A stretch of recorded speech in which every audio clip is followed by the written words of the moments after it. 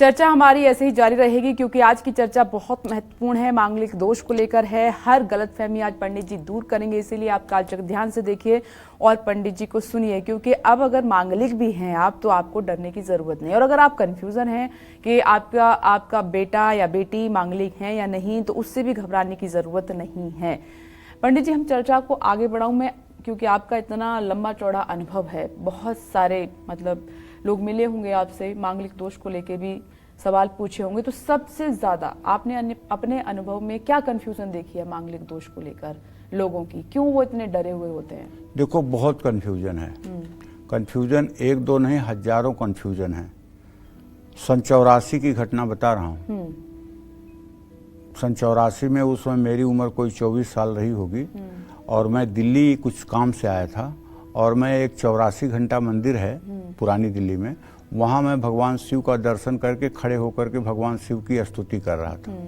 वहाँ पीछे एक चौकी पर बैठ करके एक ब्राह्मण दो लोगों को बता रहे थे कि आपकी बेटी मंगलवार को पैदा हुई है, इसलिए आपकी बेटी मंगली है। ठीक है, मेरी दृष्टि उनकी बातों पर गई। मैंने जाकर उनसे कहा कि महाराज, क्यों शास्त्र का सत्यानाश कर रहे हैं आप? मंगलवार को पैदा हुआ आदमी मांगलिक होता है? तो वहाँ से उठ के खिसक लिए इतने बात पर। लेकिन वो दोनों जो बैठे थे वो बैठे थे, तो हमने देखा कुंडली, हमने बताया, हमने कहा मांगलिक दोष नहीं है, ये गलत कह रहे हैं। मंगल कुछ भाव में होता है तो मांगलिक दोष होता है। तो अभी भी कुछ लोग दुकानदारी चलाने के नाम पर मंगलवार को पैदा हुए लोगों को मांगलिक मान लेते हैं। पहली बात, मतलब ऐसा नहीं होता है। अगर आप मंगलवार को पैदा हुए हैं तो जरूरी नहीं है कि आप मांगलिक। दूसरी बात, जैसे लग्न से चौथे, सातवें, आठवें, 12वें भाव में मंगल होने पर मांगलिक दोष होता है। लेकिन मान लो लग्न में चौथे, सातवें, आठवें, 12वें भाव में मंगल है, लेकिन अगर वो सूर्य के साथ है और अस्त हुआ है तो मांगलिक दोष नहीं लगेगा। ठीक है, ये भी एक अपवाद है।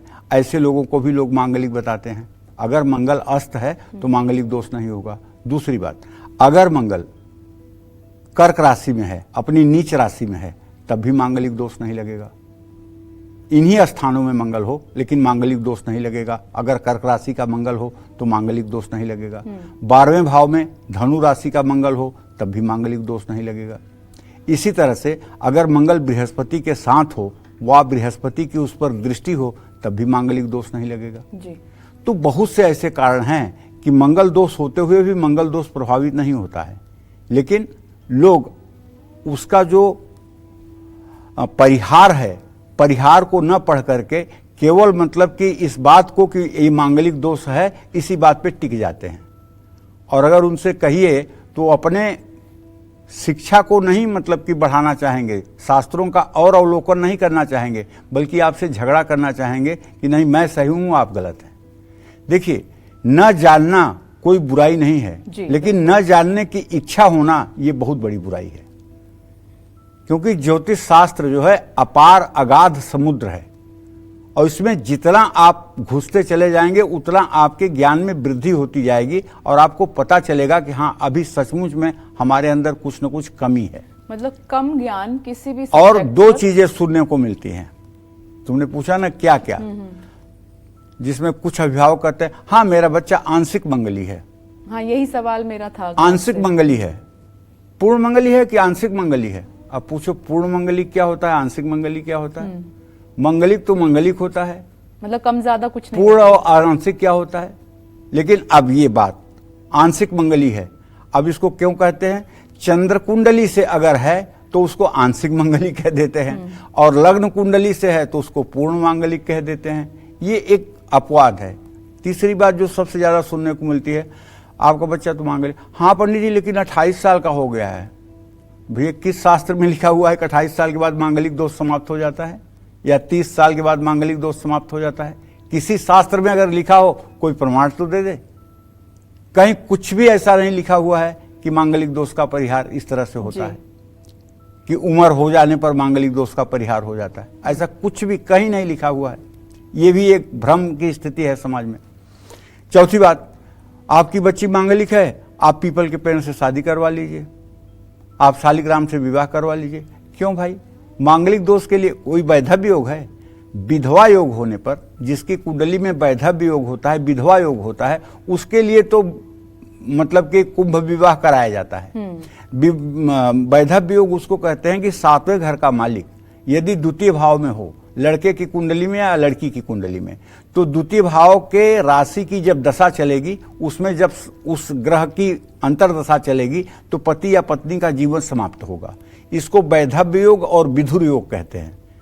लड़का की कुंडली में होगा तो उसकी पत्नी मर जाएगी, लड़की की कुंडली में होगा तो उसका पति मर जाएगा, और अगर नहीं मरेगा तो मृत्यु के नजदीक तक पहुंचेगा। ठीक है, ये सत्य है, ये झूठ हो नहीं सकता। तो अब ये योग होने पर अगर उसका कुंभ विवाह करा दिया जाए तो इस दोष का परिहार हो जाता है। लेकिन अगर ये दोष कठिन है तो परिहार भी नहीं हो पाता है, वो अपना असर दिखाता है। मैं अपनी जिंदगी का एक अनुभव आपको बता रहा हूं।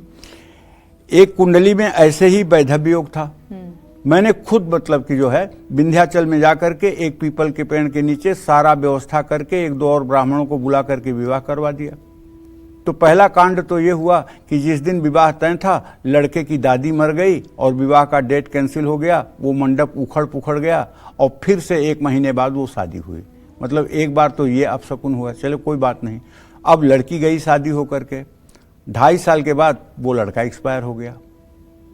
फिर उसके बाद घर वालों ने सोचा दूसरी शादी कर दी।